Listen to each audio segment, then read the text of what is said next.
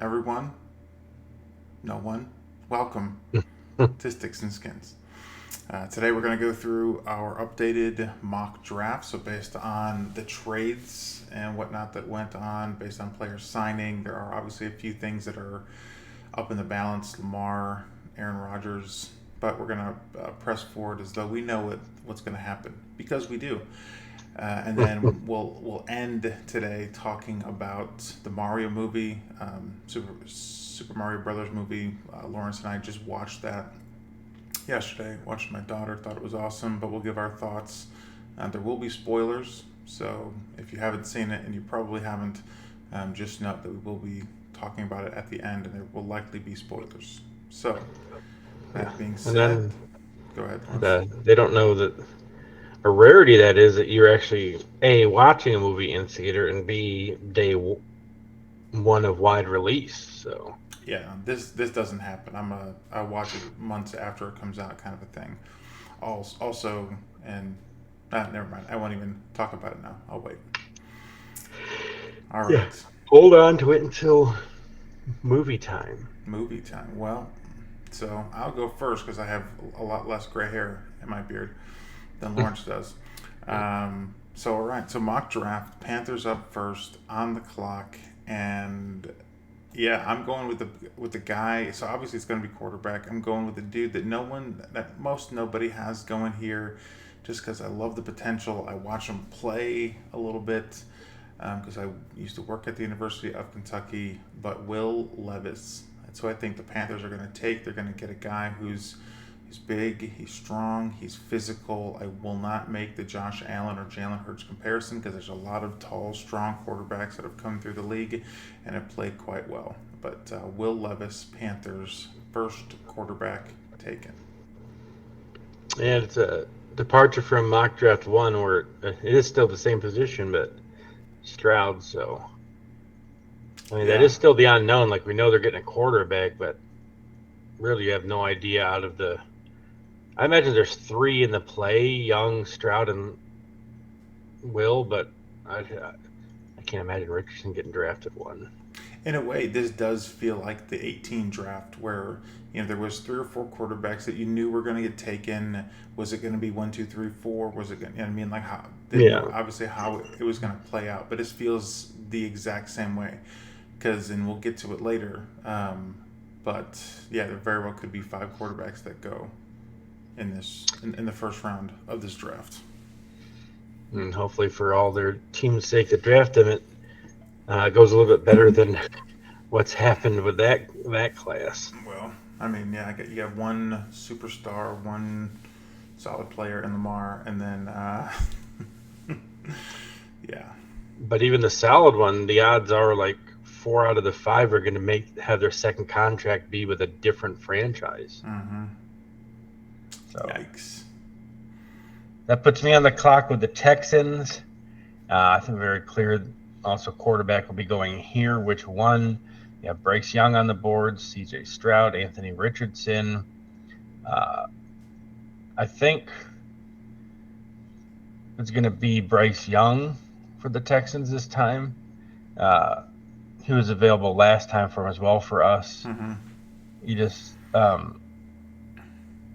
D'Amico Ryans comes from, he knows you don't have to have great quarterback play if you have good pieces around him. And Young seems like he could be a solid Jimmy G type guy. He's not going to wow you, but he's not going to kill you either.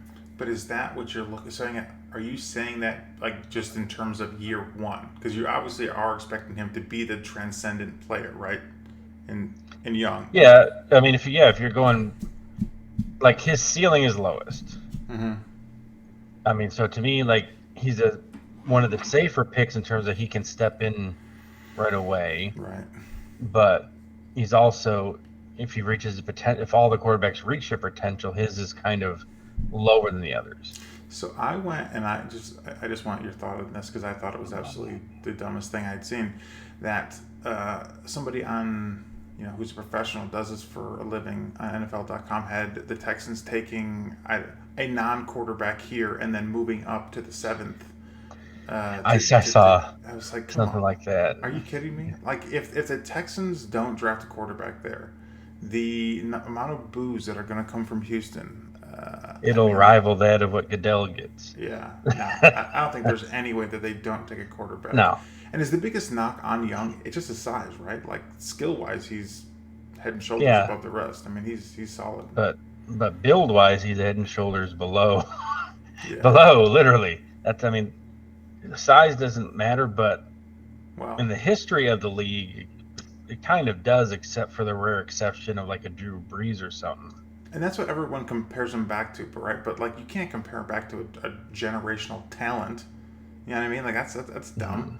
Like, how about we compare him back to, I don't know, guys like Baker Mayfield or Johnny Manziel or Kyler Yeah, Murray or like, size actually mattered. yeah, say for every Russell Wilson and Drew Brees you get a lot more Johnny Manziels and Baker Mayfields, and I think with Bryce, if it was just his height, that'd be one thing. But it's height and it's his, what, thickness, if you will. Like, he's not a built No, dude. he's Like, not. Kyler's short, but he's stocky. Baker's short, but he's got some meat on him.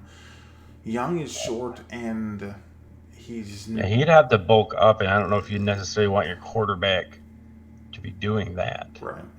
But Yeah, nevertheless, all right. Bryce Young, Texans. Okay. So for me, this is where I think we're going to see our first trade. I think although Arizona would likely be happy taking, one of the many great defenders that are going to be available, I think the price is going to be too high, or at least the offer is going to be too good. So for them to stay. So I have the Raiders trading their first, which is the seventh overall, a second next year, and a fourth next year. So they give up a second this year and a fourth next year to move up 3-4 spots, and that honestly could be undervaluing it, but whatever, that's what I'm choosing.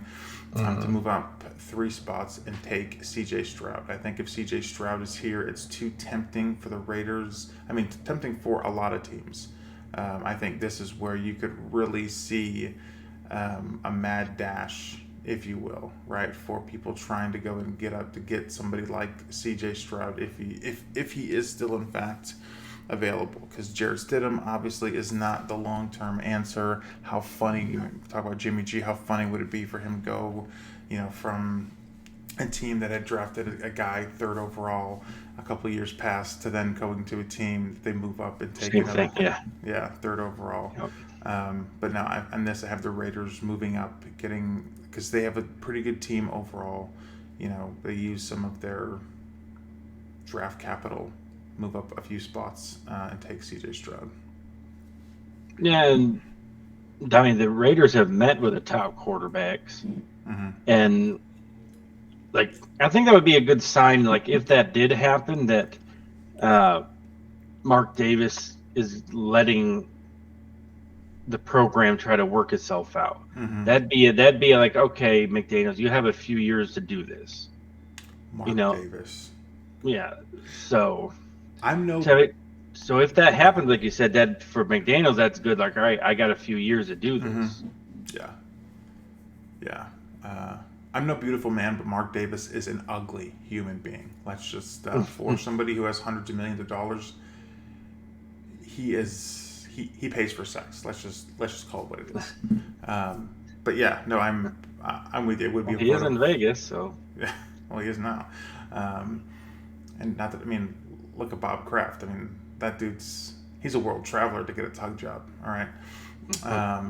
But no, you're right, because with McDaniels, because he was with Denver for a year, right? He had a year. He was there a couple of years. Yeah. And so, no, you're right. It would be a good vote of confidence in that, okay, now we're going to let you pick your quarterback, and we would be stupid to say, you're only getting a year or two to go and do this. So, but no, yeah, I can just, sorry, go ahead. And they regressed last. They went from the playoffs, had a pretty much the same team, but added Devontae Adams, and somehow regressed. No, that's a team right there where if they could go, I mean, a lot of teams would obviously do this, but if they could turn back the clock, that draft that they had with Clelin Ferrell, they took a fourth overall. They would redo that draft. They had 3 first-round picks. Yeah, they had what? I think they drafted Jonathan Abram as well, who is also no longer with the team. Did they take Josh Jacobs in that one?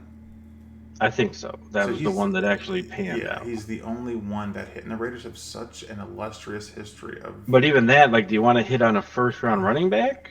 I mean, yeah.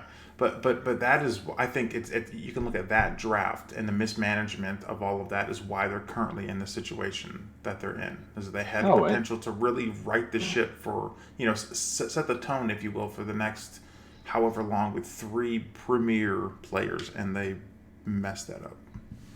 yeah, and I think that's one where like the instant draft reaction was actually accurate. Like Yes, oftentimes it's just like a lot of people blowing smoke but no, just to and like at the draft. But I think that one like it was pretty much universal. Like, what are you doing? yes, Like even though this is our first year doing the mock draft like this, we've always at least the first few rounds are pretty knowledgeable of the players and like have an idea where they should be picked. And that one yeah. was just like what is Gruden and Mayock trying to prove how smart they are? My Mike Mayock, I used to have a lot more respect for him, but not that I have, okay, not that it matters, but Right. just in terms of his like talent as like a or not talent, gosh, his ability as a talent evaluator. Mm-hmm. I don't know. I don't think he's quite And as good as we think he is. no, he's not. Uh, that's three quarterbacks off the board in the first three picks. That brings me in the clock with the Colts. The Colts have a screaming need at quarterback. Their owner has said, "Hey, we're going to draft a quarterback," Mm-hmm. and that's exactly what they do here. They take the arguably biggest boom or bust prospect in this draft Mm-hmm. and take Anthony Richardson, So quarterback. I was watching this. It was like a tweet or whatever, or maybe it was on TikTok, of these two NFL players. They were older, and I don't even remember who they were, but they were talking about Anthony Richardson. They were saying like, why is everyone going, freaking out over him hitting the roof of that stadium? They're like, Mm-hmm. he hit the roof of the stadium.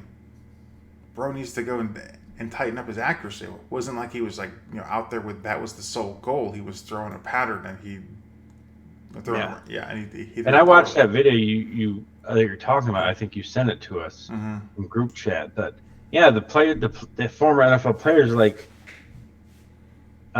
this is where you practice your entire career. Yeah, There's no rush. There's nothing, and you hit the ceiling.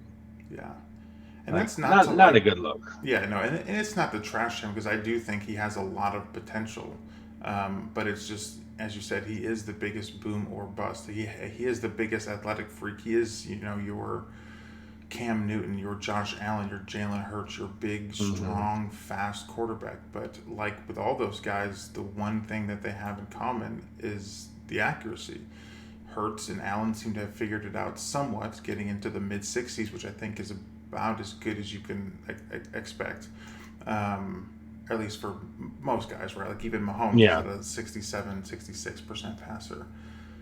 And so if they can get him there, if they look at his tape and say, "Hey, like we can fix his mechanics," because it's crazy to see what they've done with Josh and Hurts and just getting people hooked up to these motion capture systems, being able to say, "Oh no, like put this body part first," and it completely fixes these guys. It's actually yeah, crazy impressive. So maybe they saw his film, they think that they can do that because I imagine that's one call they made is to some biomechanist, say, "Hey, watch this film. Can you fix this guy?"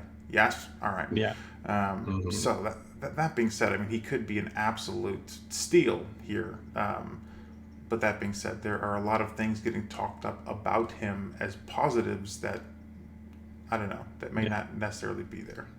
And one of the biggest things I have, and earlier you mentioned about how like you can't like expect Wilson and Bree stuff out of these small guys. Mm-hmm. Everyone just always goes, "Oh, Josh, look what Josh did." Josh broke every mold of what history has told us about quarterbacks coming out. Mm-hmm. Like he's the only one whose accuracy has increased as much as it has since college. Now, Anthony Richardson's saving grace may be he didn't have much playing time, so there's not a big sample size. But I also worry, like talent-wise, not like Florida was devoid of talent at the skill positions. Normally, I would agree with you, but this year is sort of a down. I mean, we're not seeing anyone right from Florida being taken in terms of a top receiver, tight end, running back in these first 2-3 rounds. So this year, of all years, they haven't had a ton of talent. But I'm with you, right? It's still Florida. You're still getting 3 and 4 star guys, right? Like you're not throwing against slouches, and so. But yeah, no, you're right. So I mean, he'd be best suited that if they make him play right away, it's going to be trouble. Yeah, because is Matt Ryan still on the roster? No, he's a free agent. Yeah, no, this is, I think, another one of those where, all right, hey, we're probably going to suck again this year. We'll sign a veteran guy that maybe can give us a few wins. Because who is on the market? Right now? Yeah. Cam Newton, with Colin Kaepernick. All right, you'd have those two. But honestly, though, like a guy like Cam, it might not be the worst thing in the world because it is, in a way, like they are the same player. And Cam might be able to relate to him better than most guys. Like, yo, like, I know you're big and you're strong and you're fast and you want to be physical, but man, trust me when I tell you, late 20s, early 30s, you're gonna regret doing this. Slide, get down. Yeah. But yeah, no, I'm with you. He's a guy. He can't start right away. No. I mean, so I'm just looking quickly. There's Wentz available. Like, they're not going to bring him back. Ryan's available. They're not going to bring him back. Teddy Bridgewater's available. Flacco, Mason Rudolph, Blaine Gabbert. So not the best veterans. So unless they're going to roll with Texas quarterback who played at the end of last year for them. Yeah, him. Sam Ehlinger? Sam Ehlinger, yeah. But yeah, it's going to be a long season for the Colts. And that's kind of funny. Like, yeah, they hired the Philly guy. They waited until after the Super Bowl. Yeah. So that was a string of 4 quarterbacks in our mock draft. We also had our first trade. Recap. So this brings us to the 5th pick. That would be the Seahawks. And Seahawks. Yep. So with them, so we're obviously not going to be taking, not obviously, but we're not taking a quarterback. I think, if the Seahawks were going to take one, it would be for one of these top 4 guys, and without them being able to trade up to the 3rd spot, not going to happen. So I think for them, I think they go with a player who was up until recently the consensus number 1 overall pick. The fact that nothing has really come out with the police stuff with Jalen Carter makes me think that maybe there's not as much there, or this is a one-time thing. I mean, I've read a few things that most people who talk about his character say this is not like him. This is just he got scared, he freaked out, he fled. And so I think that Seattle, they don't get scared by all of that. They take, again, the player who's arguably the best one in the draft. They could still take Will Anderson, who definitely couldn't go wrong there. But no, I think the bigger need for them is at defensive tackle. Or inside of the defensive line, so Jalen Carter for Seattle. I mean, and you feel that he would be he'd have good veterans around him, because remember they signed Draymond Jones. And Wagner. Yeah, they just brought Wagner back. So if there is any character questions, I feel like Pete Carroll has faith in his veterans in his program there to kind of get them in check. Yeah, no, that was actually, I'm glad you said that. That was the other half of my rationale. Like they've dealt with personalities before, right? Mm-hmm. Marshawn Lynch, obviously, Richard Sherman. I forget that defensive end that they had, Michael. Brockers. No, it wasn't Brockers. Bennett. Yes, Bennett, who was so they've dealt with guys, who have had. Can't say character issues, because Sherman wasn't really character so much, that one incident, but just big personalities. So, all right, Lions, Lawrence, hit me.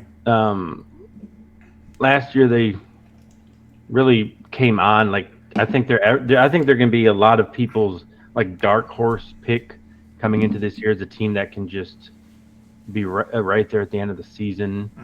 Mm-hmm. They want to complement their defensive line. Aiden Hutchinson had a great first season. I mean, I think he's better than I thought he would be coming out of Michigan. They're going to finish the defensive line, put somebody on the other other end with him, select Will Anderson Boom, for the baby. Lions. That would be so sick. I feel like that's something that isn't that who we had him drafting last time? Maybe not him, but an end. Yeah, I either feel like him or Wilson. yeah, But no, I yeah. So mean, it feels like that's the consensus, right? Is it's going to be somebody to yeah. really get that pass rush nasty. Do you think that's because obviously everyone is trying to find the counter to all these elite quarterbacks? Do you think a great secondary or a great pass rush? Which one is most important? Do you think for combating a Mahomes or Allen or Burrow? I think it's got to be a pass rush Yeah, because you look at bring it back to what we know best, the Bills. Even before this year when we were healthy, 2 All-Pro safeties, All-Pro corner. You can't, and then like a serviceable. We've always had a serviceable second corner and one of the if not best nickel corners in the league. Karen, you mean? And we still would get torched before Von got there because we couldn't get to the quarterback when we played good teams. Yeah. So I know that's not just the whole league, but everyone always says we have one of the best defenses. Well, I mean, you saw what happened in the Cincy playoff game when we couldn't get anything going against Burrow. He just ripped the defense apart. Yeah, no, I agree completely, and that's why I do think they go with the defensive line because their head coach there, oh my gosh, Dan Campbell, he's not an idiot, and I think a lot of these because you look, we mentioned the Niners. Where do they build? They were built from the trenches, inside out, if you will, and I think that's for the Lions, taking a guy like Will Anderson, now all of a sudden they have this formidable defensive line that can slow down on the Vikings. If the Bears are better this year, they can get after Fields, right? Because that's the other thing too is they're trying to, they're building to combat what's in their division. They have a great passer in Cousins, so they need to get after him, and they have mobile guys and the other two teams like Love, I think, is decently mobile, so they need somebody who can get after those. So. All right. They're going to be a fun team to watch this year. Yep. That leads us to the Cardinals, who, if you're somehow skipped the first little bit of our show, traded with the Raiders. So the Cardinals are now on the clock at number 7. Yep. And so with them, I mean, Arizona, I think they have sizable needs. They could probably use a receiver. They can use help on the offensive line, defensive line. But yeah, defensive line, someone to finally replace the productivity they got from Chandler Jones. Going to go with Tyree Wilson, defensive end out of Texas Tech. Yeah, and I mean, like you said, I think the entire defensive line. So it doesn't if Jalen Carter fell, you think that would be something they could also do if he dropped to them in this trade scenario? Yeah, no, I mean, I think, and granted, I don't know if this is the best use of, I don't know how to put it. So with Carter saying that he wasn't going to go and do interviews or visits with any team outside of the top 10, I mean, I think he is a top 10 talent. I think he will go in the top 10. And so probably not the worst decision on his part to go and not waste his own time. But that being said, yes, if Seattle goes with, I can see 5 and 6 flipping very easily. I think these two players, barring Seattle actually moving up in the real draft to number 3, I think this is where we see these two players go, is 5-6. Right. Or not 5-6, my gosh. 6-7. 6-7, yeah. Or well, either way, 5-6-7, right? Like these three guys, I think this is where they go. That starts the defensive line. 5-6-7, yeah. But all right, so done with Arizona, defensive end, Tyree Wilson, Atlanta. Yeah, Atlanta, the big spenders this free agency cycle. They've added things all across the board. That's exactly what Arthur Blank wanted to do.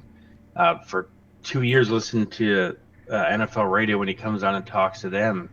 He's been looking forward to this for 2 years, saying that he wants to spend money instead of being in proverbial cap jail. Mm-hmm. I think if one of those defensive linemen that got picked before them is there, I think they might go that way. But because they're all gone, we're not going to take the fourth best defensive lineman we have on the board. Right. None of the quarterbacks dropped. I mean, I think they like Ritter, but I'm not a big fan of him. Neither. But with that, they're going to take the best corner, which is still a need for them. At least one of the top, arguably, you could say. There's some argument between who the top corner is, but in this case, the Falcons will take Christian Gonzalez, the cornerback out of Oregon. Some may say Witherspoon might be the guy, but I think be a good fit there. And just the Falcons just continue to build young pieces and try to build it the right way. Mm-hmm. Yeah, and I mean, we obviously don't have this happening here, but this is another spot where, because we're not talking about Aaron, we're not talking about Lamar, but I mean, they're going to be moved. All right, if it doesn't happen before, they're going to get moved on this day, and so here at 8 is a spot that I could see them taking, the 8th overall pick this year, their first round pick next year, and getting themselves Lamar Jackson, who instantly makes them a contender in a division that's frankly one of the weakest in football. Yeah.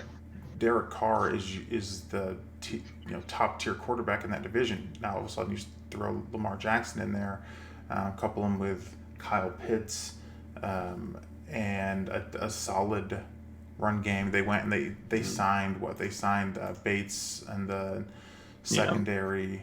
They signed that offensive lineman. Yes, so McGarry. they spent money, and you're right that it just makes too much sense. Like Lamar to the Falcons make too much sense. Yeah. Like they have the money, so it's not a money thing. And the money, they cannot believe that Ritter's going to be the guy. Like Lamar, injuries aside, has been look at his record as a starter. Yeah, I know, but still, I don't know. It's hard to go and is it Desmond Ritter? Yeah, Desmond Ritter. I don't know. It's hard to go and get on somebody too much, right? Just because we've seen this happen time and time again, where a guy who, we didn't think was going to go and turn out to be anything, goes and I don't know. He just I see him and all I see is Dak Prescott. So not that Dak is a great player, but I don't know if they obviously see him. I mean, shoot, I was moved off of Jordan Love forever ago, but clearly the Packers think enough of him to keep him on the roster. With Ritter, he has the size, has big hands, big arm, and so who knows? And you wonder, just to finish up on Lamar, will continue. You wonder if after the draft is going to be the point for him to move, where teams like Miami, who can't even negotiate with him because they don't have a first round pick, as soon as the draft is finished, then they're eligible to talk to him because you have the 2 straight first round picks. You have to have them to negotiate. Mm-hmm. So you just wonder if maybe the draft is a deadline for Rodgers, which you already have that happening here in your trade. I wonder if as soon as the draft is done, if that's when Lamar stuff really heats up. What trade, Lawrence? Oh, well, it's going to be happening. Trash. So that leads us to, speaking of trades, I think I hear a envelope coming up with a transaction coming at pick number 9. Trade in. So people had, and I wasn't really on this at first, but then I just started to see a lot of the announcers people talking about Hendon Hooker and the fact that he's the because he got injured, right? He's the guy who tore his ACL or something. Yeah. People are forgetting about him. Plus, I think he's a little bit older. I'm looking up his stats right now. I don't. He's 25 years old, so he's a little bit older, not quite Brandon Whedon status. But no, so I think here that we have, So the Bears, they're still looking to go and just accumulate draft capital. So I think the Titans move up 2 spots. They give up a third later this year, and they move up 2 spots to take Hendon Hooker out of Tennessee. Malik Willis, everyone saw that, and it was very easy to see that he was out of his depth. Ryan Tannehill has a year or two left in him. Hendon Hooker, so being able to sit and recover behind Tannehill, learn behind Tannehill. He has the size. He's 6'3", big hands. I see Hendon Hooker be going at number 9 to Tennessee. And you would think, like, without the injury, I would have to imagine if he wasn't hurt, he'd be ahead of Richardson. Same. At least, if not Will. So, yeah, I'd like that trade. It makes sense for the Titans to have somebody in place where they can let Hooker recover, get the mental reps. Probably by the end of the year, he can start doing things. And if they're out of contention, he can maybe start getting playing time. So, well, and that's just it too, right? Where we have him going here, but because of you just said it, and this just dawned on me. Yeah, like he was rated higher than Richardson, so people are taking Richardson because Hooker is not physically available. So if you do have a guy, say you're Seattle, and you think you have Geno for a couple of years, all right, well then take Hooker. You obviously don't need or want him to start now. If you, I don't know. I just see it as I definitely think he's going to go in the first round now, and this is a spot that makes sense. But no, it just who knows? But no, number 9, Hendon Hooker, Tennessee. Yep. And all right, that leads us to our last pick in the top 10, the Super Bowl runner-up Philadelphia Eagles. Their first of 2 first-round picks. They really are a team that doesn't really have. They lost some defensive things, but I think with 2 first-round picks. They're treating one like a luxury, like let's take something maybe we wouldn't necessarily, but will make us better instantly. And with that in mind, they take a big swing, take arguably one of the best just overall talents in the draft, and Bijan Robinson running back. Boom, baby. Who called this last time, huh? Yeah. So, he can add so much to that already potent offense. If he doesn't go here, sorry, go ahead. No, if the Eagles know they can get that some defensive help later with their later pick, so just a luxury here. No, so I'm with you, right? Because if he doesn't go here, I don't know when he would go again. Maybe in the late teens, early 20s. But this seems like the perfect fit, as you said, a team that has very few holes, unless they're in love with that Lucas Van Ness guy, and they really want to get younger on the defensive line because Cox is getting older and whatnot. But now this seems to make so much sense. Talk about an offense that would be, scary good. That offense would be disgusting. Yeah. They have two star receivers, really good tight end. Throw him in there, plus a quarterback who seemed to be peaking right now. Bad news for an NFC East. Yeah, no. So I'm with you. I think either this guy or they trade back. But. Yeah, and if he doesn't go there, you mentioned where would he go? If he somehow made it to Seattle at 20, again they have 2 picks. Mm-hmm.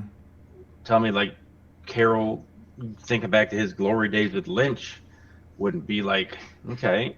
Yeah, but they have that. We need. Yeah, but this is a 2-back league now. And what else would they again? It's a 2 first-round pick thing where they're can we take a luxury here? We get 5 years out of this guy at rookie pay. Mm-hmm. Yeah, no, I think for Philly this makes so much sense. I hope Robinson goes somewhere around here, because I don't want him sneaking anywhere near to the 20s and making that even a thought for Brandon Beane to trade up for him. Yeah. So that leads us to the Bears, who just were on the clock but traded to the Titans. Yeah. I think you have them staying this time at number 11. I do, Lawrence. Thanks for that, because we did in fact do this already. So we both already know. Yeah, because we're professionals. We prep ahead of time. Last time we did it on the fly, and that kind of sucked. All right, so yeah, Bears. So they finally do decide to pick. They have their quarterback. They got some receivers for him, and so they want to protect him. So Peter Skoronski, that tackle from Northwestern, they get a guy Yeah. who can start right away. You can protect him, keep him upright. Because for all these quarterbacks, all of the mobile quarterbacks, I truly believe that they run because they have to, not because they want to. And so for a guy like Fields, that you really are trying to make sure that you have a passer, it's good to get or somebody who's a good passer of the football. It's good to keep him upright, and so Pete will protect him. So Bears number 11, Peter Skoronski.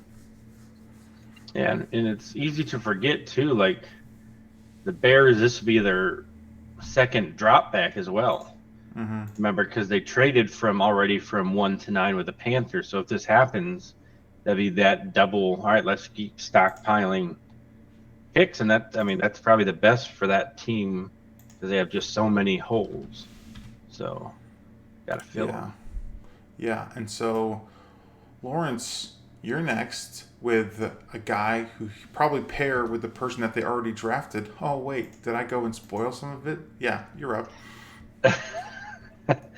Well, see, that's the purpose of doing it ahead of time. Anyways, Lawrence. Yes, the Texans already took Bryce Yes. Young with their second pick.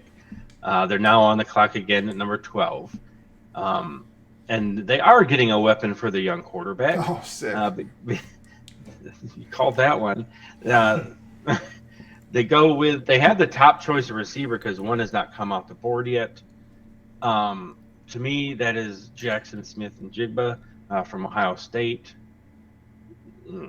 Going to Houston to help Bryce Young try to make something of the Texans, who did get rid of Brandon Cook. So they did sign Rob Woods. So they have a veteran there to kind of bring.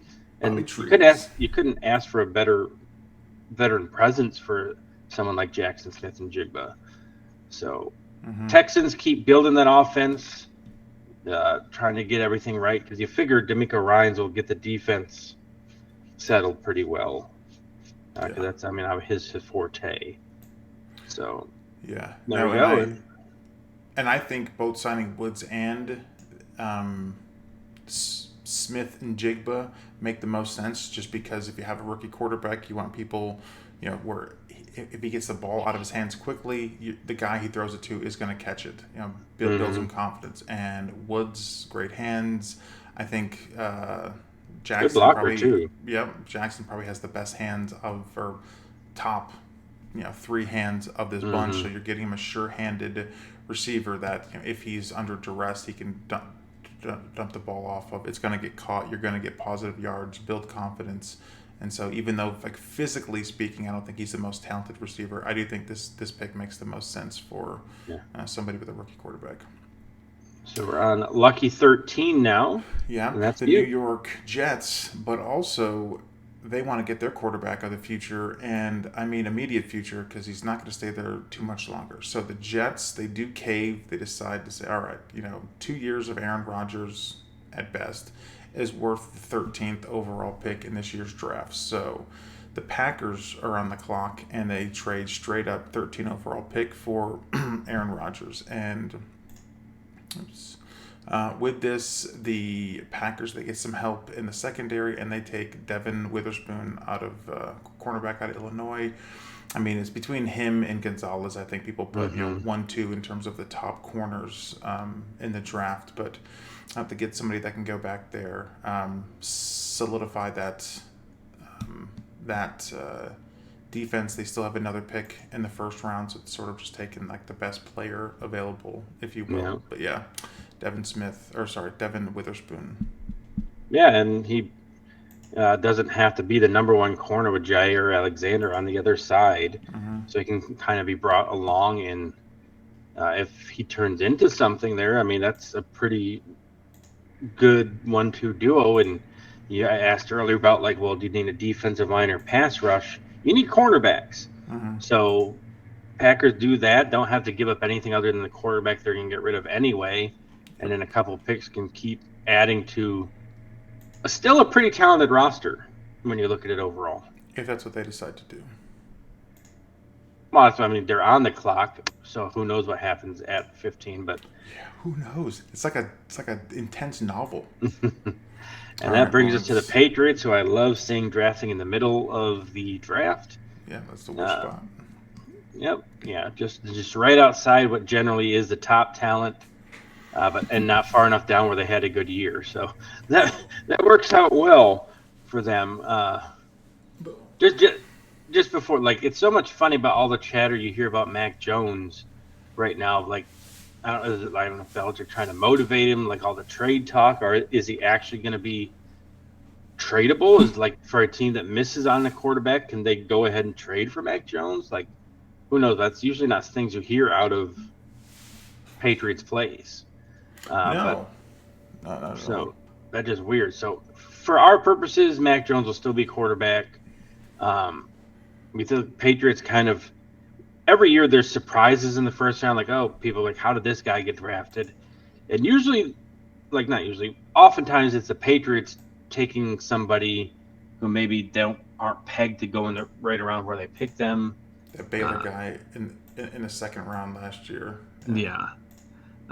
That's not the case here, but he is I don't know, when I think of a prototypical Patriots guy, it's this guy, Lucas Van Ness. Seems like a white, Patriot. Lawrence? No, there's like white? he's from. Is that some subtle racism right there? Well, you know that he has the. You know he has the connections with Kirk Ferentz. Belichick and him have a very healthy and respect for each other that's well documented. So that's like, to me, a fit for him, like where it's not a reach, but it's somebody from a program he knows. Mm-hmm. So Lucas Van Ness to the Patriots, and like nothing more Patriots than going defensive line in the first round. Yeah. Well, we're not talking anymore about New England, other than I do think Mac Jones is a good quarterback. I think he is a product of having defensive coordinators call his pass plays for him. And I do think that if they did move off of him, it probably would be to move up into the that third pick, right? If you're the, although I mean, never mind. I'm not going to talk anymore about the Patriots just because it doesn't make any sense. All right, Packers 19. So Packers go and they do something that they have not done for Aaron Rodgers, and they take a receiver in the first round. So Quentin Johnson, receiver out of TCU, he gets taken here to give Jordan Love this big, 6'3", this big target, good hands, to go with who's that guy? Christian Watson. The Chiefs, Watson. To go with Watson, who has a bit more speed on him. So I thought about potentially going tight end, and who knows, maybe in real life, if the Jets trade or make that trade, they go tight end and receiver. But in this case, 15, Packers take Quentin Johnson to give Jordan Love someone to throw to, or another person to throw to. Yeah, and like if you add that to what they have, Romeo Doubs had a pretty good rookie year. Mm-hmm. Christian Watson, once Rodgers stopped being a prima donna and not throwing him the ball because he dropped the first ball he ever threw to him, right? Watson became a really legitimate weapon down the stretch. So now you throw in this weapon there. And plus the running backs already who are there. Mm-hmm. Like Love can't ask for much more to go forward with. So, I mean, that would be a really good pick for them, I think, that you had there. Commanders, 16, Lawrence Foster. The proverbial halfway point. Normally this would be halfway, but... Dolphins, trash. Dolphins, cold, trash. The Commanders, they're going to be looking in the secondary for help. This is somebody, I think, last time when I drafted... I believe this is who you wanted the Bills to draft in our mock one that I went Jack Campbell instead. I was going to say that if the guy that you're about to say is still here, I wouldn't mind the Bills draft or moving up to get him. But go ahead. Yeah, so I have the Commanders taking Brian Branch, safety there. I think that's a good pick. I mean, they're D line is already one of the best in football, and they're not in any position to take a quarterback, and that's what they need. I think this makes the most sense to them. Good pick. All right, and then next on the clock is the Steelers. So I was not entirely certain. I mean, so sort of like with, who'd you say this about? With the Patriots, they don't tend to make really sexy picks. Neither do the Steelers. They don't. And so they just take a position of need.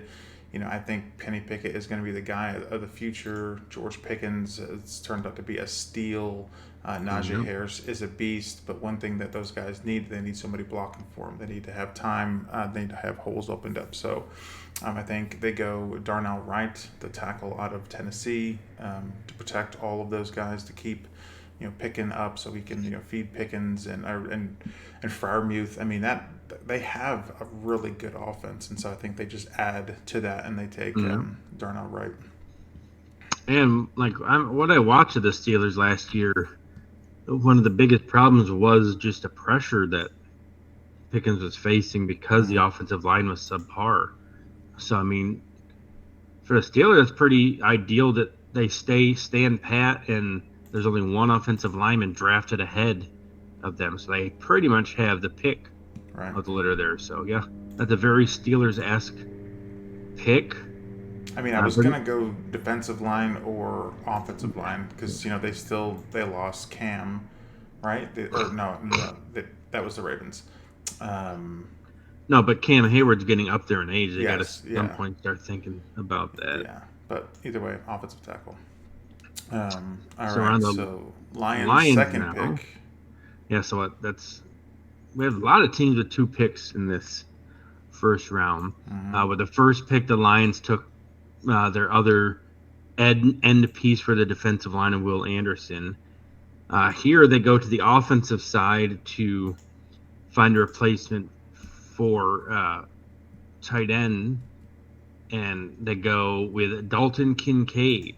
Yeah, I like that. Nice tight end piece for Jared Goff, who have pretty good receivers. Running backs are solid. So nice tight end piece there for the Lions, and they know they use them. They just don't want to pay huge money for a tight end. So here they get a 5-year rookie deal with arguably the best tight end in the draft. Yeah, no, both him and Meyer are pretty solid. I'm trying to look up because I really couldn't figure out what separated Kincaid and Meyer all too much. But I mean, because they both seem like very similar players. But I think that's a perfect pick for them because I guess he's a decent enough blockers too, and for me, I get the allure of having these sort of longer, leaner tight ends that can move, your Darren Wallers, but I think what you obviously want is a Gronk type guy, right? I mean, receivers, they're there to go and catch the ball, to run routes, and a tight end who has some speed can create mismatch, sure, but linebackers, they're getting faster. But I mean, I think one that has great hands and can block, Mark Andrews, Freiermuth, Gronk. I mean, Gronk was he was a great run blocker, but people didn't talk about that enough. So, I think this guy is supposed to be a bit better run blocker. So, solid choice, Lawrence. All right, and then we're at 19 now. 19. Tampa Bay, and you're on the clock. Well, Tampa Bay, they need a quarterback. They're not going to get one. I mean, talk about that Patriots Buccaneers connection. I mean, shoot, if Mac Jones was going to get moved, this read my mind right there. Yeah, say this might be a spot to do it. But in this case, it doesn't happen. They like what they have in Kyle Trask. Remember, they signed Baker as well. And yes, they have Baker. So no point here. You need to see what you've got in all those guys. I mean, Baker, sounds funny to say. You need to see what you have in Baker Mayfield. This, guy who's entering his 6th year. And it's 14. Or yes. And so, but that being said, they have receivers. Okay. Mm-hmm. They just need to go and see if a quarterback can get it to them. So that being said, they take Osiris Torrance, the guard out of Florida. just because it's that it's a position of need. They had a lot of injuries. They had that one guy retired year before last, Yeah. and so they just need to make that line better. If Robinson was here, I would dare say he would also be an option at this pick, but no, Osiris Torrance. That's a much needed pick. Remember, their running game last year was absolutely atrocious. I mean, that's part of the reason Brady had to throw as much as they could, because they could not get a running game going. Right. So maybe the best run blocker in the draft. And I mean, something that not to be taken for granted either. Torrance is familiar with the heat in Florida. And if you've never been to a football game in August, September, October in Florida, that is, I mean, you saw it last year when the Bills played the Dolphins. Like, the Bills were just going down left and right because of the heat. So, I mean, it's nothing to be, like, forgotten that at least Torrance has played in the heat and is familiar with it. So that's another benefit to him going to Tampa. Agreed. So that brings us to Seattle, another team with 2 first-round picks. They took Jalen Carter with their first-round pick. And that pretty much making their defensive line pretty darn good. They're going to stay on the defensive side of the ball here.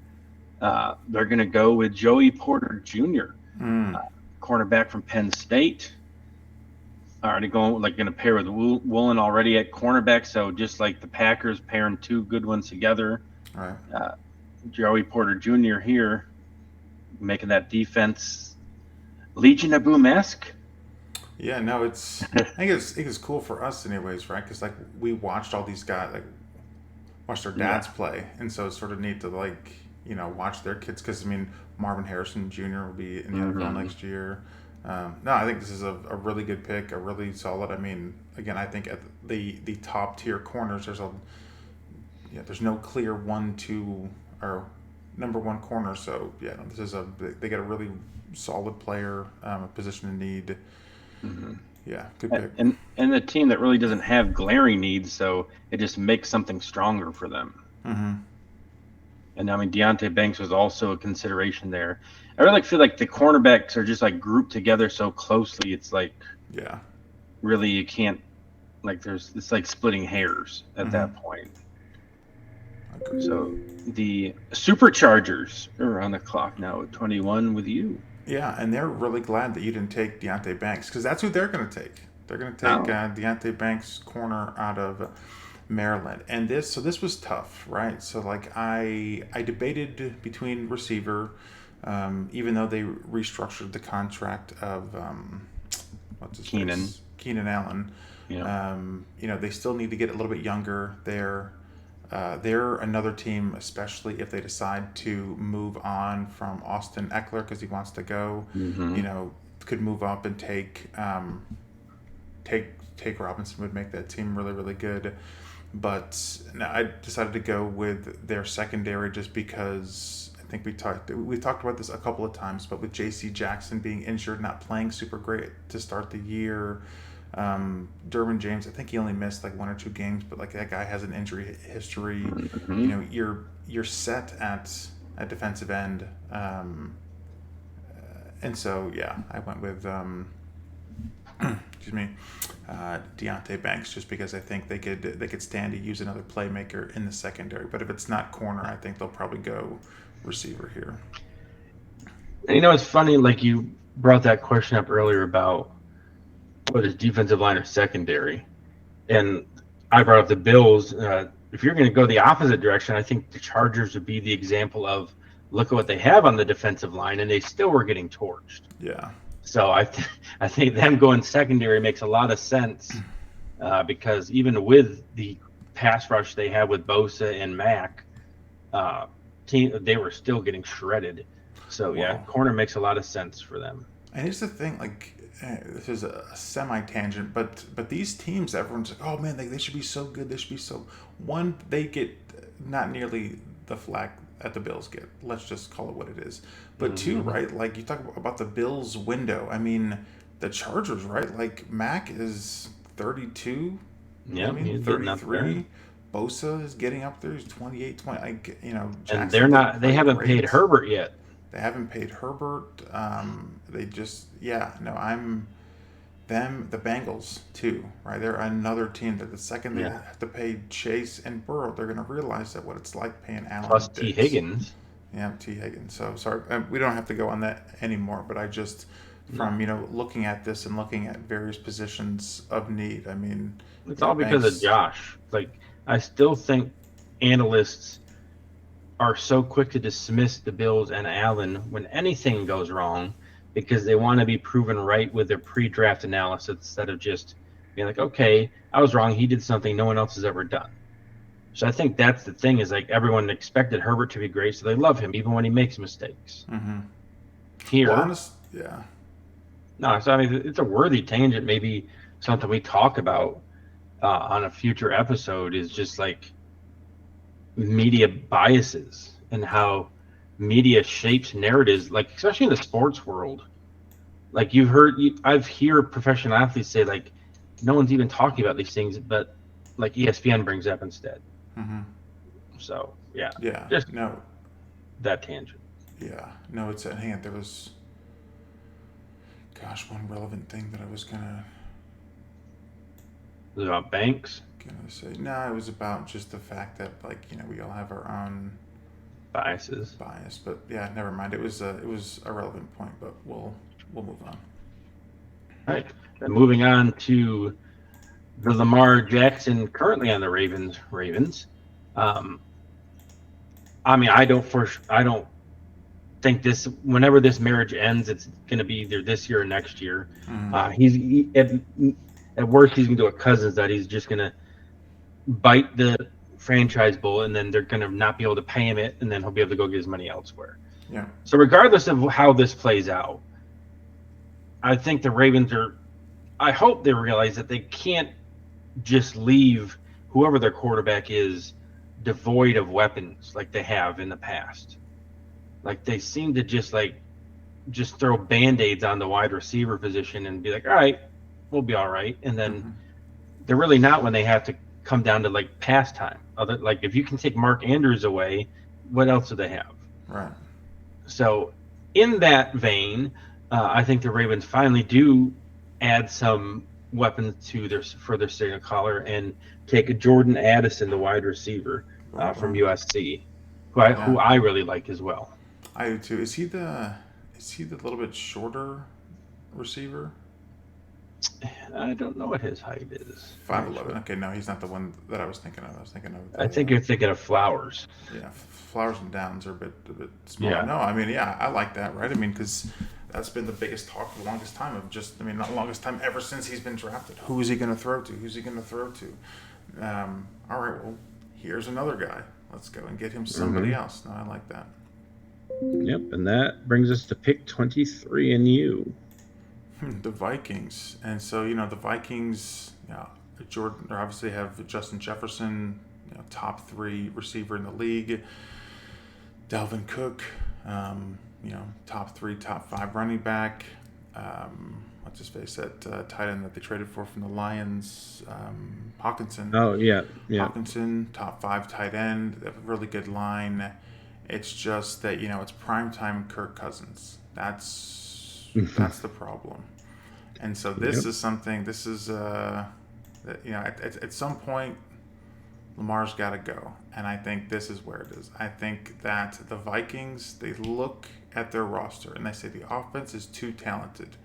Aaron Rodgers is now gone. Our window is currently open. We need to strike while the iron's hot. And we just got beaten by a Giants team that was not very good. Yeah. We need improvements at quarterback. And so I think that at the Ravens, they take this first round pick next year, and they get Kirk Cousins as well. And they trade Lamar Jackson to the Vikings, and it'll be the Ravens who are on the clock. So Kirk Cousins, this first round pick, next year's first round pick for Lamar Jackson. And I think that is a trade that we look back on and be like, wow, that was what a great what a great trade for the Vikings, just because they get, finally a difference maker, and he finally gets weapons and a team that that buys into him. So yeah, I that mean, being I said, think you've seen them reach their ceiling with what with what Cousin can do for them. mm-hmm. So I mean, like you said, the window is now for them. They have a talented offense. Mm-hmm. Jack's going to add a dimension as well of being able to run, which Cousins has no ability to do. So yeah, and that's the first real big, like, one of our mock drafts. Like, oh wow, like it a just makes sense. tweetable moment. Yeah, it does. Right? Like, sense. I don't know. I think Lamar does. I mean, he's got to go. He will not be a Raven for that much longer. And so Baltimore knows they need to get as much as they can for him. And so you have a team he's going out of the AFC. All right. You're getting a good haul for him. You're getting a quarterback who can start. I mean, Kirk Cousins is a good quarterback. He's an above average quarterback.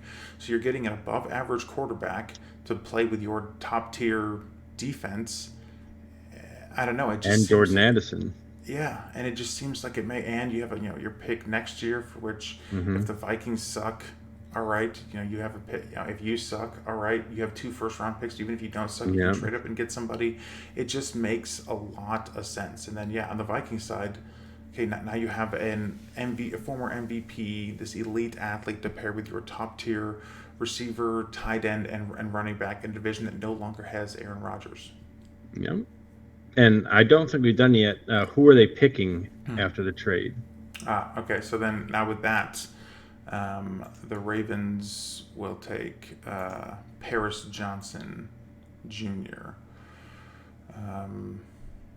So he's a tackle out of Ohio State, because you have a receiver.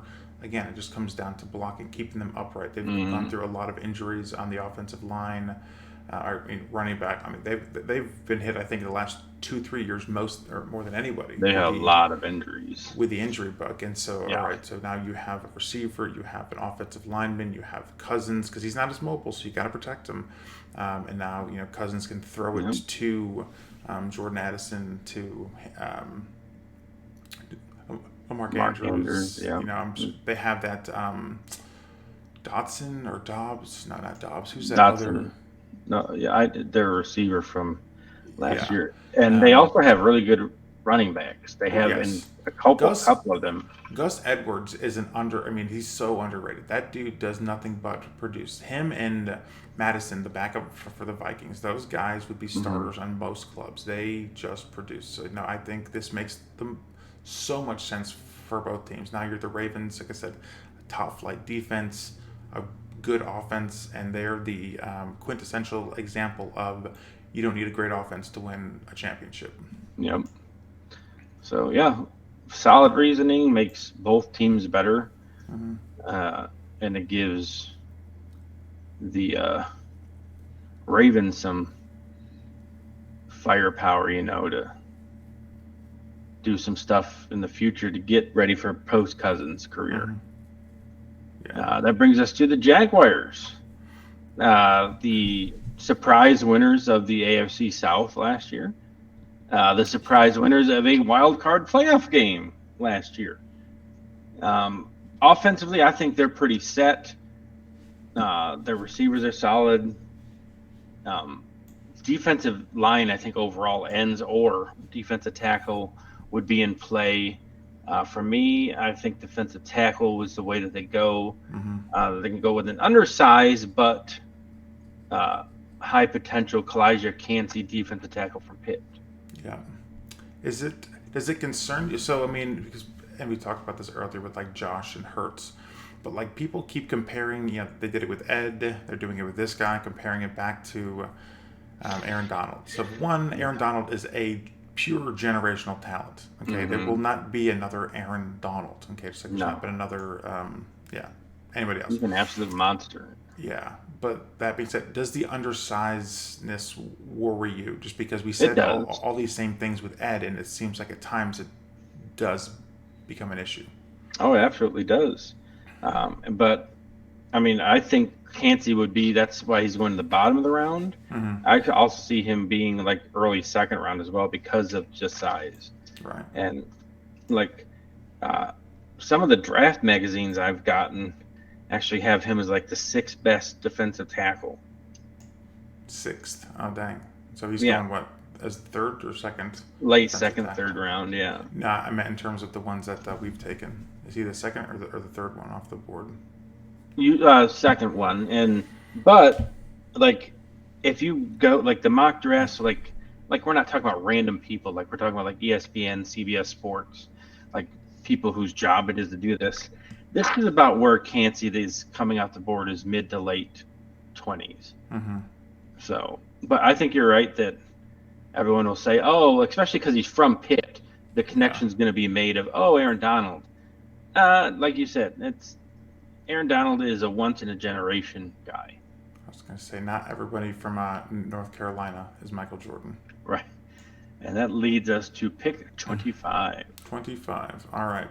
Well, I feel like I feel like it certainly has been the case that I've done all the trades, and we won't stop here, baby. No, sir. So I can tell you this is the last trade, but it will be my trade again. So the Giants are supposed to pick here. I mean, but and this, I don't love it. This is me. I'm not using my my Corey Duncan hat. This is what I think the Bills might actually do. And so, receiver, linebacker, but as the Bills have shown time and time again, they love their defensive linemen. Mm-hmm. And so, as we talked about pass rushers, right? Like we drafted Greg Rousseau, and him, I think he might turn out to be okay. Yes. Ed looks like he's on his way out. AJ's on his way out. Boogie Basham, we haven't really hit, but you need speed, you need size, and I think the Bills are going to trade up here with the Giants. So they'll go and, they'll give up a 4th round pick, a 5th round pick. They're just moving up 2 spots.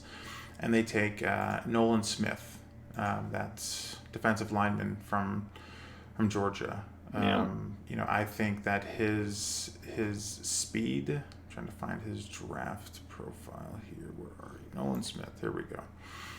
His, so size, I mean, he's 6'2", 240, so he has the size, 40-yard, it was 4.4, so he's blistering speed for somebody that size. And I think it's going to be too much for the Bills to pass up. He's explosive, he's big, he knows what it takes to win. I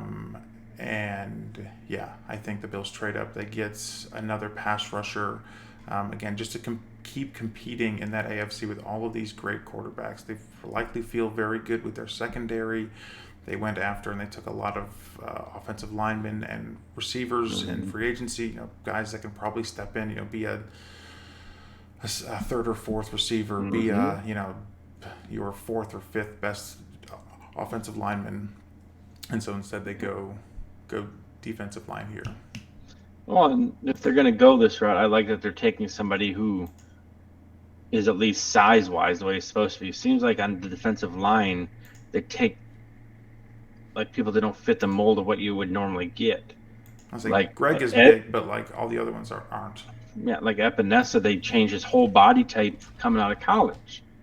And then Boogie just is one of those tweeners. Like, is he an end? Is he a tackle? Mm-hmm. So it's like if they're going to go this way, he'd be one I'd be okay with them doing, because at least he has the prototypical things that you would be like, okay, we can kind of project him to be successful because based on history of the position, this is that.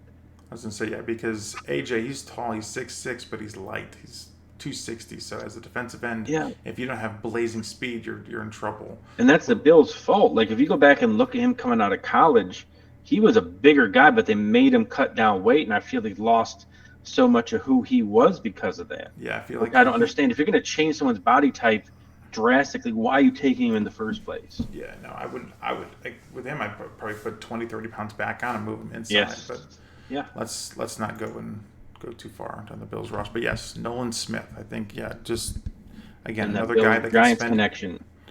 Spend a year or two learning behind Vaughn, and at some point, hopefully, that we don't have to have Von Miller to get a pass rush, that we can go and do it with the guys that we currently have available. Yeah. That'd be nice. All right, and that leads us to the Cowboys. 26 after that Bills-Giants connection was made. The Cowboys, for a long time, everyone was like, oh, the Cowboys have the best offensive line in the league. That's not been the case the last few years. Not anymore. When you're starting a 41, 42-year-old Jason Peters, something has went wrong. So the Cowboys, with that in mind, are going to go back to their formula that made them so good with the running game, and take Broderick Jones, the offensive tackle, to kind of start getting that line back to where it should be. Yeah, no, that's good because, I mean, yeah. So the Cowboys, I think we talked in our first mock, where they're a team that I could see if Robinson makes it to the mid teens, that they could reach up to try to get him. But no, I think it makes a ton of sense for them to go and take an offensive lineman to just get younger there. You know, they lost Collins. You know, as you said, they're starting, and a very aged Jason Peters. Yeah, they need to get younger. What would you think about the Alabama running back? I think he's going to be a day 2 pick. I don't think there'll be another running back taken in the first. No, me either. I mean, he'll be the second one drafted. But in terms of a need for the Cowboys, with Zeke being gone and Pollard being hurt. I mean, in that sense, it would absolutely make sense for them because they absolutely, and they want the 1-2 punch. That's just what they've always been. Mm-hmm. So yeah, that Gibbs, I assume you're talking about. If that's his name, I don't recall off the top of my head. Yeah. So yeah, I mean, he would make sense there too. Like, because I think if we're looking at the draft, I think the offensive tackles are probably pushed up the board more than what we have them at. Mm-hmm. So if that does the case and he's not there, then I could see that happening for sure. And that brings their NFC East rivals on the clock after you made that trade with the G-Men. Yeah. What do you have the Giants doing at 27? So I was torn between 2 players. So I have them going defense. That's for sure. Last year they were a good team overall, but I think they definitely have holes on defense at corner, linebacker. Yeah, just their secondary in general. But I don't think so. Yeah, I was torn between a couple of players. You know, we could go safety and take that guy out of A&M. I didn't. I was going to go linebacker because like that big middle linebacker hasn't been taken yet. So the 2 best ones, Campbell and Sanders, are still available. But I had the Giants going Jack Campbell, linebacker out of Iowa, big physical guy. You know, can run, has plenty of speed on him, and yeah. I think he fills a lot of holes. He can cover, good against the run, has the size. You know, Iowa is known for their linebackers, I feel like. But yeah, him. So would he be somebody, if the Bills stayed at their original pick, that you would see the Bills maybe getting if they stayed that? Yeah, if the Bills stay. So there's a couple players I wouldn't mind if we took. Campbell is one. Sanders, that linebacker from Arkansas, is another one I wouldn't mind. But yeah, no, if the Bills sit here and those 2 are available, I could see the Bills taking, because I just think that they're the best linebackers, or at least the best, like, pure middle linebacker in the draft. Yeah. So easily those 2. But I can envision both linebackers not going in the first, and then like both of them going early in the second too. Oh, if that happened, then we could trade up to get them both. Yeah, that'd be awesome. Yeah. All right, that leads us to the Bengals, one of my least favorite teams now. Definitely the least favorite team. I'll take the Chiefs over them. Yeah, just especially the way the Bengals handled things. Yeah, like they handled the Hamlin Day good, but them after beating us in the playoffs, acting like we did something to them. Oh, I know, right? Yeah, that's when I'm like, all right, I no longer like the Bengals. They're Or a even, hated team. yeah, yeah. So they lost a lot in the secondary this year. And their two biggest needs, I would say, would be in the secondary, cornerback or safety. Mm-hmm. If somehow Branch falls down here, they would scoop him up. That's what you did the last week, if I remember. Not last week, last time we did a mock, because I took Campbell, then you took Branch, I believe, for the Bengals Yeah. after losing both their safeties. But for me, I'm going to go cornerback this time with Cam Smith for the Bengals to help kind of solidify that defense. Yeah, no, and he is. I mean, he's in terms of size and speed wise, he's your prototypical 6'1", 180, runs 4.4, can jump out of the gym. So definitely a great athlete. It's funny. One of the weaknesses they say is not a tremendous athlete. Well, he has at least the skill set and the physical attributes of someone who's an exercise physiologist to say he has the size, he's fast, decently strong. So no, good pick for them, unfortunately. But let's hope he's a bust. And that leads us, we have 3 picks left. The Saints are on the clock now for you. Saints. So Derek Carr, I think just assuming nobody else improves at quarterback, I think signing him makes them the best team in the NFC, South? Yep, South. And so, they're competing with Atlanta, Carolina, and the Panthers. And so, defensive-wise, I think they have the best defense of all the teams in that division. They do need improvements on the offensive line, receiver, and so I'm going to have them go offense, not defense. And instead of receiver, just because I think a lot of that comes from Michael Thomas and not knowing exactly, because Olave is going to be really good. But if Thomas is available, getting a guy like Michael Mayer, I think will put that Saints offense over the top. So you have Olave, Michael Thomas, Kamara, obviously, assuming he doesn't go to jail. And then Jamal Williams, too. Jamal Williams. And now getting a guy like Michael Mayer, who's, one of those receiving type tight ends, I think that would be a great pick for them. A steal almost, because, he's arguably the best tight end in the draft, and somebody who could contribute right away. And when the Saints were on their run with Peyton and Breeze, they always had a tight end, whether it be Jeremy Shockey to start things off or Jimmy Graham. So, that would make a lot of sense for them. Their defense is already really good. And we know that Carr likes his tight ends with how he helped Waller become who he is with the Raiders. Yeah, one thing that still irritates me to this day, like seeing guys to throw away Hall of Fame careers. Antonio Brown is the most recent one. I mean, God, if he would just shut up, he would have been a first ballot Hall of Famer. But oh my God, you just mentioned his name. Shockey? No, the tight end for the Saints. Oh Jimmy Graham? Yeah, Jimmy Graham. Talk about a guy who, if he could have just dealt with whatever. You know what I mean? Like, I know it was money and he wanted to be listed as a receiver versus a tight end, and I don't think that ever worked for him.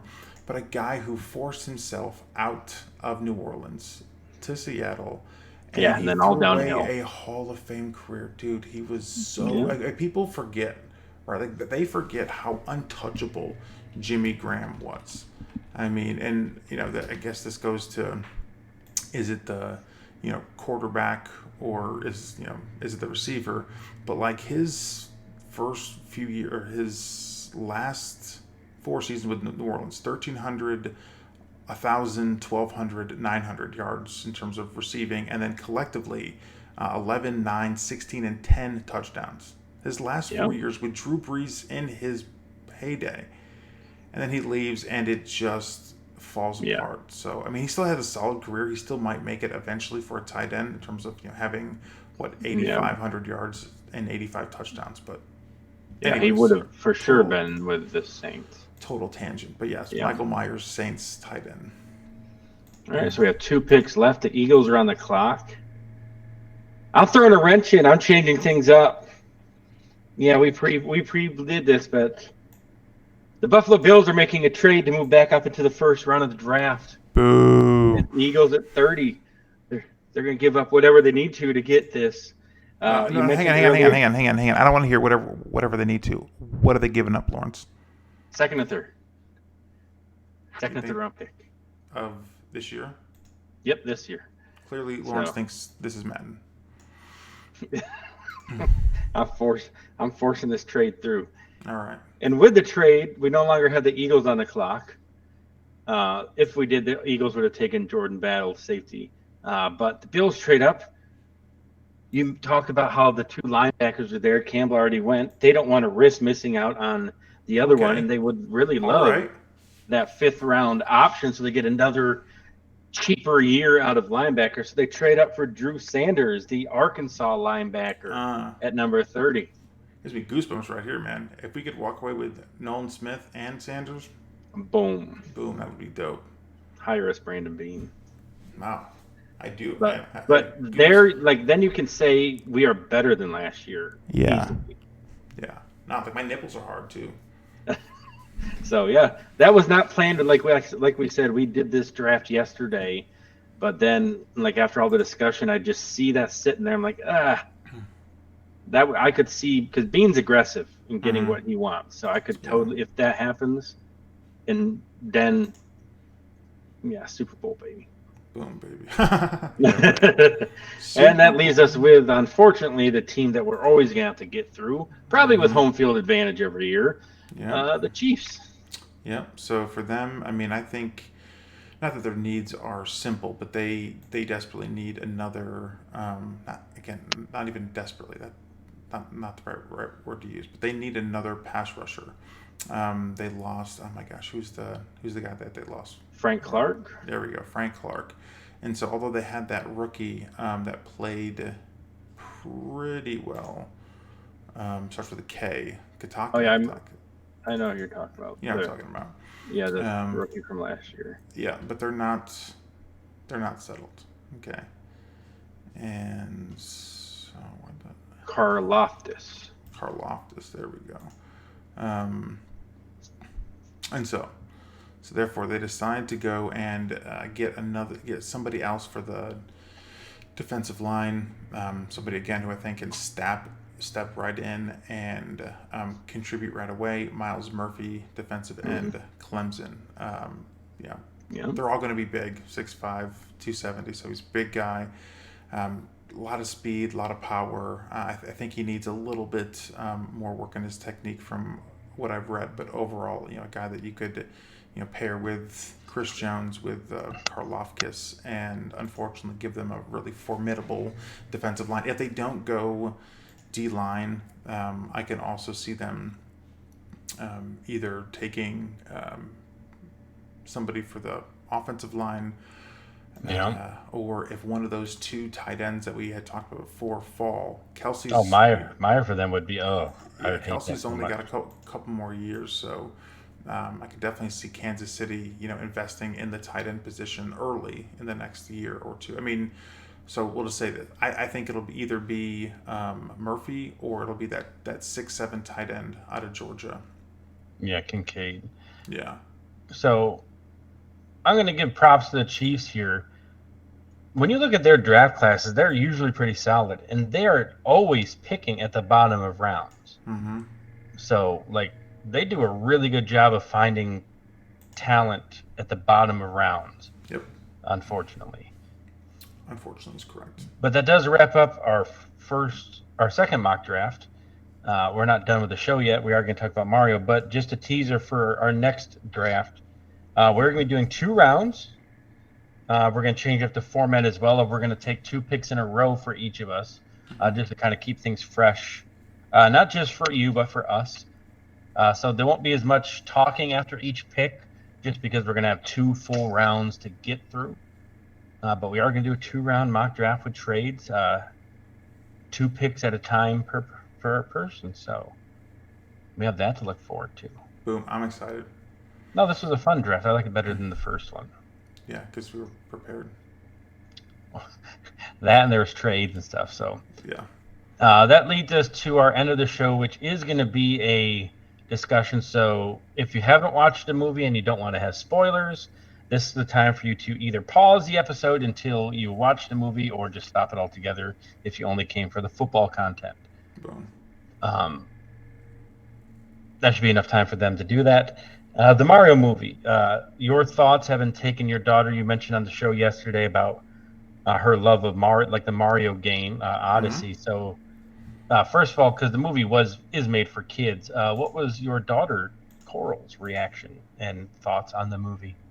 Dude, if like a kid's reaction, if that's any indicator to how good it is, or I'll just say this: if it's meant for kids and it's meant to have a good time, it did just that. She loved it many times. There was that full belly laugh going on, or just like because kids they'll give you pure emotion, pure joy or sadness, just being scared, and there was a lot of pure joy and happiness and a lot of good laughs. So no, I think for kids it is a home run. They did a really, really nice job. I'd give it an 8 out of 10. I think it's a really good movie for what it is, and that's just me comparing it against everything. I think if we were to put things, as you and I talk about sometimes, like it's designed to do a certain thing or be a certain thing. If that's the criteria, then I think it's a 10 out of 10. I think it executes perfectly what it was designed and tried to do, which is bring the world up to speed on Mario and incorporate a lot of that nostalgia that we know from the songs to the characters to the phrases to the original voice actor. They did a really really nice job. There's so many Easter eggs, so many nuggets. I actually can't wait to watch it again to catch the stuff that I missed. Yeah, and I think that's the part, like it's targeted for younger kids, but for people like us, there are so many things and I know, just like you said, I probably missed half of them. Yeah. But like there were so many cool little Easter eggs. Just like one, like when he's in that store after it got torn down, you see like the little Jumpman arcade thing in the corner. Like that's where Mario got his start, was in the Jumpman stuff. So, like just little Easter eggs like that. The musical pieces, like they incorporated so much music from all of his games. So good, yeah. Yeah. But yeah, there was a lot of laughs. Everyone, it gets hate. People just hate on things. I did not once, other than at the very beginning, think, "Oh, that's Chris Pratt." After that, it was Mario speaking, and I think they did a good job of kind of explaining how his voice changed from the video game to the movie itself. Like it was pretty humorous how they did that, I thought. Right. Yeah. No. Well, we said no spoilers. How they had the voice actor was a commercial, and then they used the video game voice in it, and then you saw the dude who voiced him in real, like he did a character there too. So yeah, that was fun. And Jack Black as Bowser, I thought was perfect. No, especially just like when he's singing and whatnot. It's I mean I used to listen to a lot of Tenacious D, and it's so good because I do envision Bowser as being like this whiny like. Why didn't you like me? Plus, you're a giant turtle. Why don't you put your turtle pants to a human? Like, come on, man. Like, how's this even gonna work, bro? Like, and that's one thing about Mario. Let's look at the biology for 2 seconds. Like, how is this even gonna happen? And these mushrooms. Right. I mean, must be these mushrooms are not like are DNA-based organisms. Maybe somewhere out there is a mushroom kingdom with life that's based off of fungi and whatever else. But no, I thought, oh man, I wish it's one of those movies. I wish I could watch it over like again for the first time because it was like it was good. It was, as you said, a lot of nostalgia, a lot of seeing things, and that's where we talked yesterday about Final Fantasy. It's seeing what I've always sort of envisioned in my head, but actually seeing it like portrayed. Oh, this is what it would look like if it was in like the most in 4K or 8K or whatever. This is what Mario is supposed to look like. Yeah. Yeah, and it was an absolutely stunning visual. And I mean, you watched it in 3D. I didn't. Yeah. So, so we have that. I think everything was cast really well. Seth Rogen as Donkey Kong was fantastic. And it's funny, like I was reading that Jack Black didn't want to do a musical, he didn't want to sing, but then like once he read the story, it's like, all right, this makes sense the way he's going to do it. Right. And it, I thought they set him up really good as like a real powerful dude too. That opening sequence where he just annihilates the penguins. Yeah. The setting the tone for it. Luigi, I think, was perfect because in like the games like Luigi Mansion, like you always think of him as kind of being afraid and stuff. So they kind of played into that a little bit. It's funny that you say that because in that first scene when he's like in the forest or the graveyard, whatever it is, and he grabs his flashlight, Coral and I played quite a bit of Luigi's Mansion 3, and like we just sort of at the same time go, Mario, and that's exactly what he did. Because you're right, like they do a lot of like nuggets from the games where yeah, it almost feels like you're playing that game. A couple things that I guess there wasn't much that I didn't like. I wish they would have had more of, I guess, Mario using the powers, if you will. There was just that one scene where more power-ups. Yeah, with Donkey Kong where he had the cat suit and the Tanuki suit.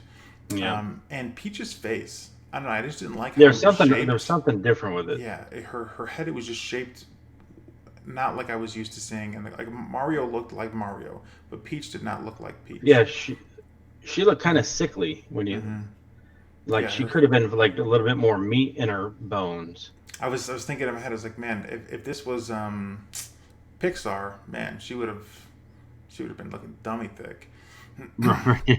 I guess for real. You know, Nintendo, they don't want to have Peach to have curves. That's probably it too. But like I also liked the credit scenes they had, the mid and post credit.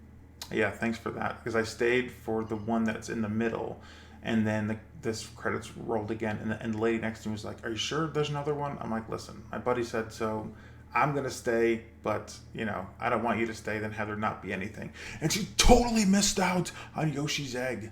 That was so awesome. Yeah, no, that was cool. Because one, I'm obviously glad that they're gonna make a second one. And this thing is raking in the money. Yeah, and it'll only work though if it's the same characters. I don't want a new Bowser. I don't want a new Mario. Same people. Same people. And then you just like then hopefully they expand on, like, I hope they go even more into the nostalgia of like maybe like Mario Odyssey, like going into some of that, maybe just maybe some of the power, maybe we see a flood system or something, like go even heavier into that. Or perhaps the next game is going to be based off of this movie in terms of how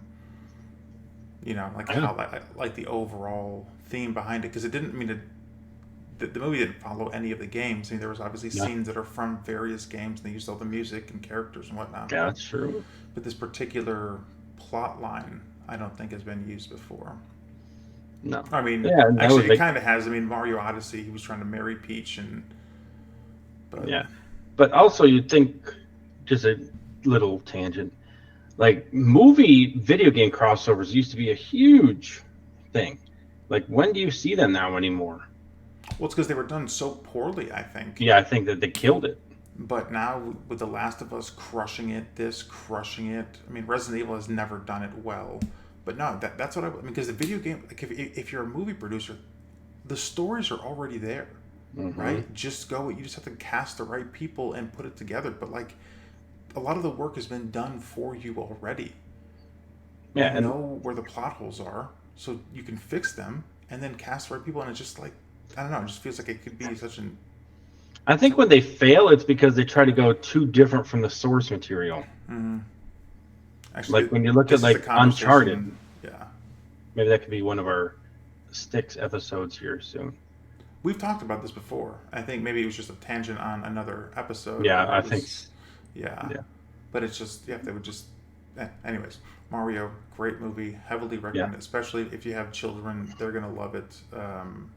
3D is awesome. Leaving the theater, I heard 2 kids and 2 different families say, "Can we watch it again?" So that's how you get people back in, is the kids. And I work at elementary school. You have a young daughter. Kids like doing and watching the same things over and over and over again. Yeah. So I feel like this is going to be one of those that becomes like a Moana, like a Frozen, where like for the next year or two, like the kids are watching and talking about Mario a lot. Well, the good news is that I already know all of the music, so. But All right. that's going to be it for our extra long show today, but it went by pretty quick. A lot of fun. Maybe Next for us. week, we will be doing, like we said, a 2-round mock draft. Trades available, 2 picks per round. Mm-hmm. We will also be doing more video game content. I'm trying to think of, are there any games that come out in the midterm? I mean, I'll have Resident Evil 4 beat by then. Soon, the new Star Wars is coming out soon. Those pixelated Final Fantasies are coming out soon. Yeah. But I mean, we can talk about now, like, we had always been console gamers. Now, we can start talking about the benefits of PC and all that on an episode for maybe somebody who's sitting on the fence like we were for a long time of whether we were going to bite the bullet and do it. Got 3,500K burning a hole in your pocket? Talk to us. Yeah, but at the same time, you can go a lot cheaper.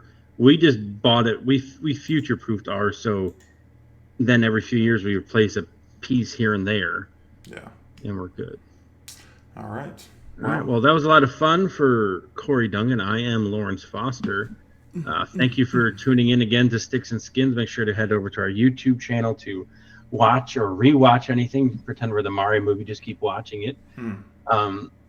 By the draft, we will have a Twitter handle as well. And we're possibly going to be having a live reaction after the first round of the draft. Oh, boom. Let's do it. So thank you all. Catch you on the flip side. Boom.